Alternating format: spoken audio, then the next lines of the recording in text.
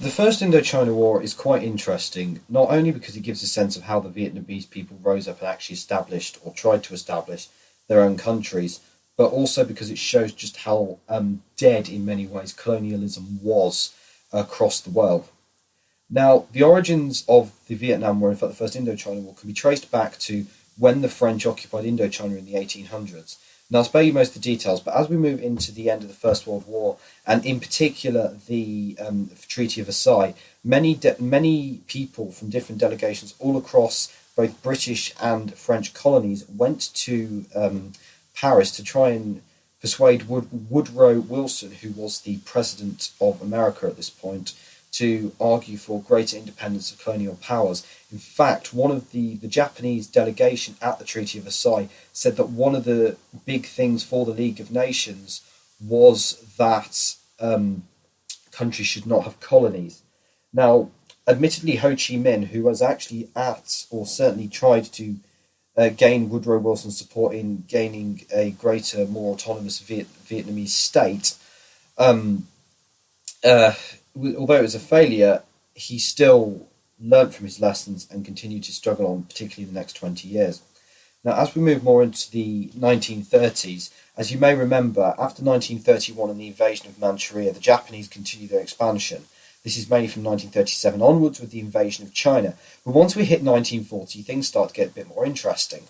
Now, in 1940, the Germans invade France. Now, when the Germans have invaded France, the Vichy government, basically the puppet state the Germans give the French, give the rights of all of the French Indochina to the Japanese, and the Japanese colonise effectively. The problem with the Japanese was they came as liberators and they kept the French in charge, doing a lot of the day-to-day stuff, which really quite angered the Vietnamese. Anyway, they united Annam, Cochinchina and Tonkin, which are basically three big regions, into Vietnam, but they were not always the greatest to the people. Considering they came as liberators, they actually kind of stripped the country of quite a lot, and this anti-Japanese resentment eventually boiled into a guerrilla warfare movement known as the Viet Minh, named after its founder, Ho Chi Minh. Now, the Viet Minh were actually they were involved in basically sabotage against the Japanese, and they raised actually quite a lot of popularity amongst the Vietnamese people fighting the Japanese. They got support from a few other nations, but they weren't big. Now, with the end of the war against the Japanese, Ho Chi Minh goes and declares the Democratic Republic of Vietnam in Hanoi. Now, this is quite important because at the end of the Second World War, the French and all the British really were keen on. The Japanese were supposed to surrender to the British and French below the 16th parallel and the Chinese above. Now, during the kind of political manoeuvring between the French and the Chinese, which was under the control of Chiang Kai-shek at this point, Ho Chi Minh starts to kind of develop his Viet Minh / army. Now, one of the big things that he does is he organises relief for a famine that occurs in North Vietnam, which immediately wins the Viet Minh more popular support down there. Now, the French originally were told by the US very, very decisively, you are not to take back Indochina.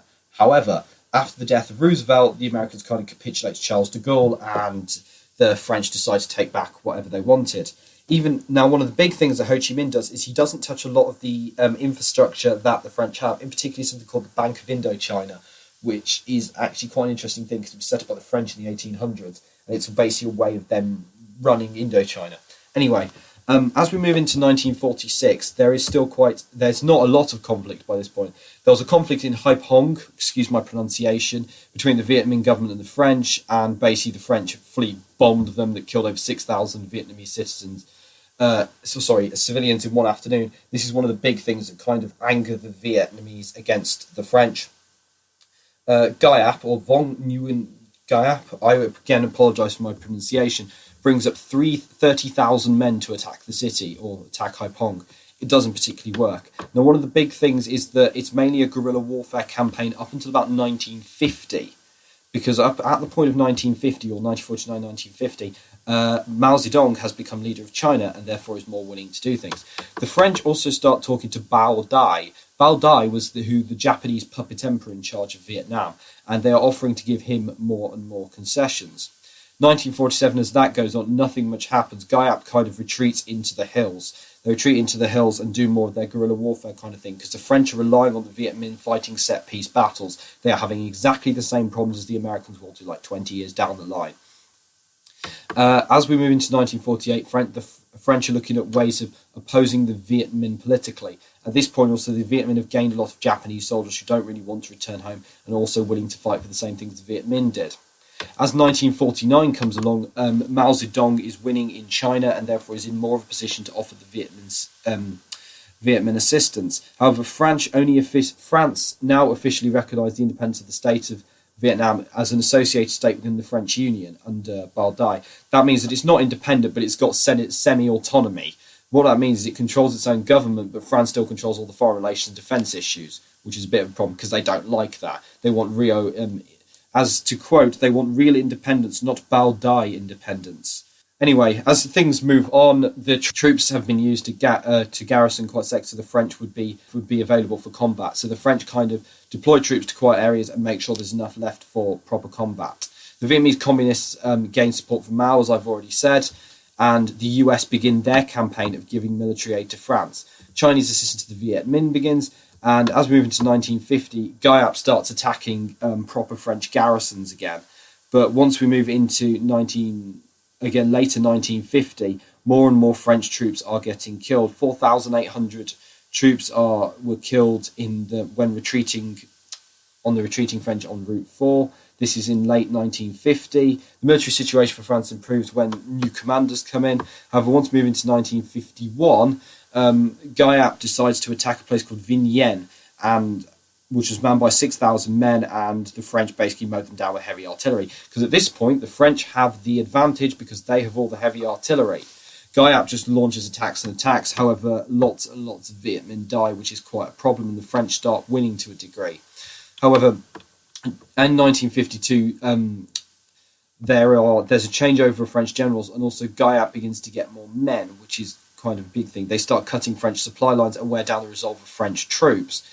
As we move into 1953, which is closer to the end of the war, he starts changing strategy and pressures the French into invading Laos, and therefore that kind of releases pressure on Vietnam, and therefore that means Guyap can attack more often in France. Moving to 1954, we hit the big thing.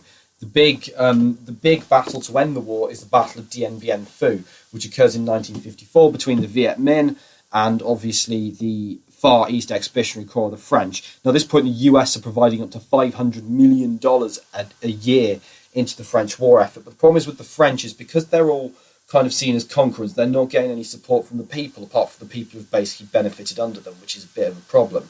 Now, Dien Bien Phu is considered one of the biggest mistakes in many ways of the 20th century in terms of warfare.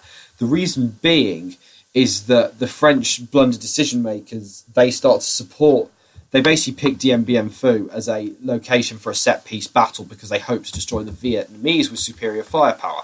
However, that is not usually the way it works with the guerrilla army. Guerrilla armies decide, no, we're not going to do that.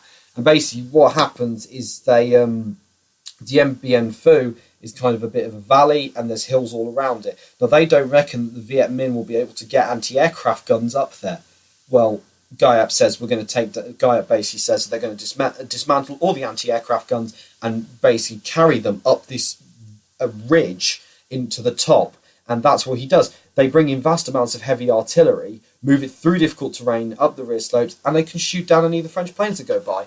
Eventually, General Nevers commits suicide, which is quite a problem, and they capture up to 8,000 Frenchmen, which is basically the biggest casualty of the war. And as a result of this, Ho Chi Minh has a considerable amount of bargaining power at the Geneva Conference in 1954, where basically Vietnam is divided between South Vietnam under basically US and French control and North Vietnam under Ho Chi Minh control, with elections being held in 1956 to unify Vietnam. Another side effect, interestingly, of the Battle of Dien Bien Phu is that it starts a cause for the Algerian Civil War because lots of Algerians are killed and they don't like that.